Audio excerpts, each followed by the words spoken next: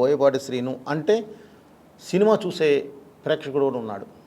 ఒక మంచి సినిమా తీస్తామన్న ఉద్దేశంతో సినిమా అభిమాని అండి, నా అభిమానులు కాదు, సినిమా అభిమానులు ఉన్నారు.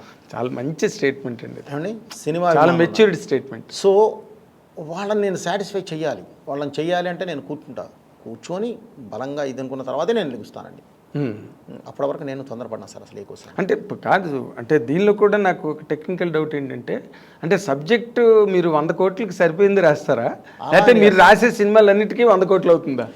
పైనే కానీ తక్కువ అవుతుంది సార్, బేసిక్ పైనే కానీ తక్కువ అవుతుంది సార్. ఓకే, ఈ రోజున్న దీని ప్రకారం ఇది చేస్తే ఏంటంటే సార్, అదే చెప్పాను కదా సార్, నా మీద ఒక ఎక్స్పెక్టేషన్ ఉంటుంది. అందరూ తీసినట్టు సర్రమని ఫైట్ 4 రోజులు 5 రోజులు తీలేను.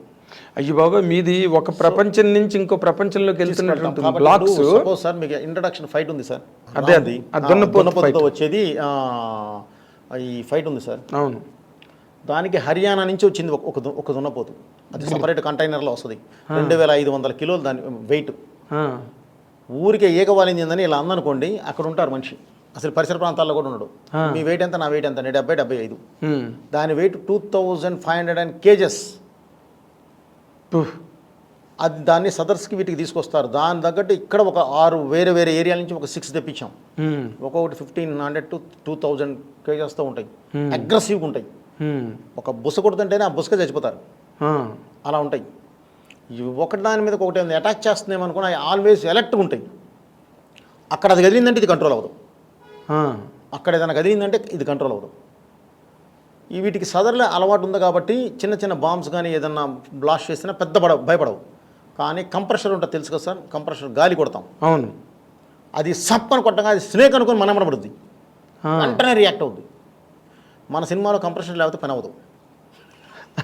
సో ఒకటి కాదు 4 కంప్రెషర్లు. అందుకని ఏం చేస్తాం, ఇప్పుడు దాని ముందు హీరో ఏ డ్రెస్ వేసుకొని వస్తున్నాడో అలాంటి ప్యాటర్న్ ఆఫ్ డ్రెస్ ఒకటి వేసుకొని 5 days ప్రాక్టీస్లో నేనున్నాను. దాన్ని పట్టుకొని తిప్పడం, ఎక్కడి నుంచి ఎక్కడి వరకు వస్తున్నాము, క్రౌడ్ను పెట్టడం, క్రౌడ్ విజిల్ వేయడం, ఈ ఎయిర్ కొట్టడం, బాంబ్స్ కొట్టడం, దాన్ని పట్టుకొని వస్తూ ఉంటే 12 మంది రైతులు జాగ్రత్తగా అలర్ట్గా ఉండడం, ఫట్మన దాన్ని రియాక్ట్ అయినా నేను ఒక్కడిని దాని దగ్గరే ఉంటాను కదండి. అవును, వాళ్ళ దగ్గరలో ఉండడం. దానికి సందీప్ యాదవ్ అని చెప్పి లోకల్ ఇక్కడ లడ్డు యాదవ్ గారు, సందీప్ యాదవ్, చంటి యాదవ్ వీళ్ళు ఉన్నారండి. వాళ్ళంతా పక్కనే ఉండడం నాకు. దాన్ని ప్రాక్టీస్ చేయించి చక్కగా ఆ యాపిల్స్, బెల్లం ముక్కలు, కాజు, బర్ఫీలు, గిర్ఫీలు అన్నీ పెడుతూ దానికి చిన్నగా అలవాటు చేసి అక్కడి నుంచి వచ్చి హీరో పట్టుకుంటే నిన్నదాకా మనతో పాటు ఉన్నాడే కదా అని చెప్పి ఇంకేం మాట్లాడదు. అదే డ్రెస్సు దాంతోనే ఫైట్ చేశాను. ఒరిజినల్ గుద్దితే ఇవన్నీ ఊడిపోతాయి, అదంతా ఒరిజినల్ అండి. ఓకే, అవేం మనం డూప్ గిప్ పెట్టి చేయలేదు, అలా ఉంటుంది. బట్ రిస్క్ కదండి అది, అది బెదిరితే దగ్గర దాపుగా 5 రానివ్వమండి. దాని నుంచి అదే కాకుండా ఒక రైతులు ఇక్కడ బలమైన ఈ బాడీ బిల్డర్స్ ఉంటారండి మన వాళ్ళు. నా దగ్గర ప్రతి సినిమాకి 1000 మంది పైన చేస్తారు. వాళ్ళల్లో కాస్త రైతు వారి కుటుంబాల నుంచి వచ్చిన వాళ్ళు ఉంటారు, బలమైన వాళ్ళు. ఈ ఎడ్లు అంటే ఏంటి, గేదెలు అంటే ఏంటి, దున్నపోతు వాళ్ళ 20 మందిని నేను సెక్యూరిటీగా పెట్టేస్తానండి. 20 members అండి. అది ఏమాత్రం ఇదన్నా ఆర్టిస్టుల ముందు వాళ్ళు వచ్చేస్తారు. ఓకే, అది కదిలే ముందు తెలుసుద్దండి మనకి. సో ఆ ఇబ్బంది లేదు. సో ఆ షాట్ ముందు అన్నీ మనం కొట్టి అన్నీ ఇచ్చేసిన తర్వాతే దానికి అలవాటు అయిపోయింది, ఆ సౌండ్కి అది కంఫర్ట్గా ఫీల్ అవుతుంది అనుకున్నప్పుడే హీరోని పిలుస్తాం. ఓకే, అప్పటి వరకు ఎవరిని ఆర్టిస్ట్ని తీసి దానికి కూడా బాగా బడ్జెట్ అంటే బాగా అవుద్దండి, ఇన్వెస్ట్మెంట్ గ్యారెంటీ అవుద్ది సార్. ఎందుకంటే దానికి 29 జనరేటర్స్ వాడాం ఇప్పటి వరకు. ఇండస్ట్రీలో ఎవరు వాడాల అన్ని జనరేటర్లు ఆ ఒక్క ఎపిసోడ్కి. అంటే హైదరాబాద్లో లైట్స్ మొత్తం నా దగ్గరే ఉన్నాయి. కాబట్టి ఎన్ని రోజులు జరిగింది సార్ షూటింగ్? 11 days అండి. ఓకే, ఆ ఫైట్ 11 days, 4.5 crores అవుతుంది. ఓకే, సో అలా చిన్నవి తీసుకుంటాం సార్. అది రిస్క్ కాదండి, అది వచ్చింది కాబట్టి చాలా కొత్తగా ఫీల్ అయ్యాడండి ఆడియో. హీరో అనేవాడు హీరోయిజం ఎలివేట్ లేదంటే మామూలుగా ఫైట్లు అయిపోతుంది. దేని నుంచి వస్తాడండి, ఆ బుల్లెట్ కొట్టబోయే టైంకి ఎలాగో వస్తాడు, గ్యారంటీ కొడతాడు హీరో అనేవాడు, కామన్ అది. అలా కాదండి, ఇలా వస్తాడని ఎక్స్పెక్ట్ చేయరు, మనం అలా తీసుకొస్తే దాంతో ఫైట్ చేస్తూ తను చేశాడు కాబట్టి అది షేర్ చేసుకుంది కాబట్టి ఫైట్ చాలా కొత్తగా ఉంది. హీరోయిజం బాగా ఎలివేట్ అది సినిమా తర్వాత సినిమాకి వెళ్ళిపోయిందండి. ఇంత హీరోయిజం ఉన్నది కాబట్టి చూశారు రామ్. అంతే కదండి, you have been very wise, అంతే చాలా ఇంటెలిజెంట్గా.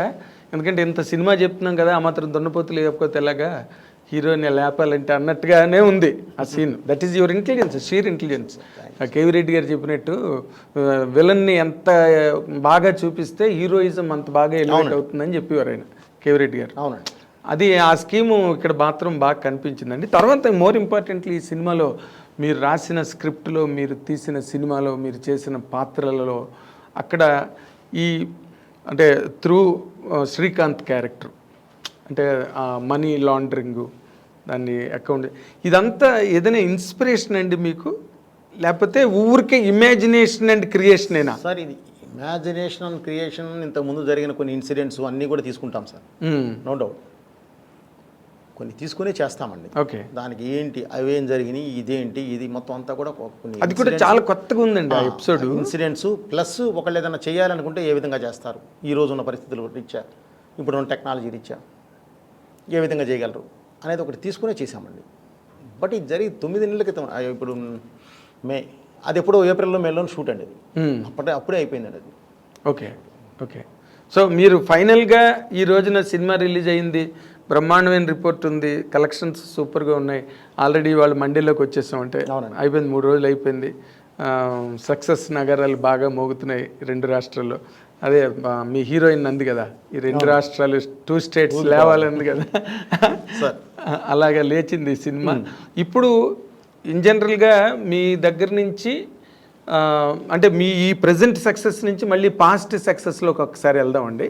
అఖండ సినిమా తర్వాత మళ్ళీ అఖండ 2వా, లేకపోతే అఖండ 3వా, లేకపోతే అఖండని మించింది వస్తుందా, ఇలాంటి అంచనాల్లో ఆల్మోస్ట్ బాలయ్య గారి అభిమానులే కాదు, మొత్తం సినీ అభిమానులందరూ కూడా ఆ అంచనాల్లో ఉన్నారండి. అసలు బాలయ్య బాబుతో ఒక్కడితోనే చెయ్యాలి బోయపాటి అనే బాగా కరడు కట్టిన తీవ్రవాదులు కూడా ఉన్నారు అభిమానుల్లో.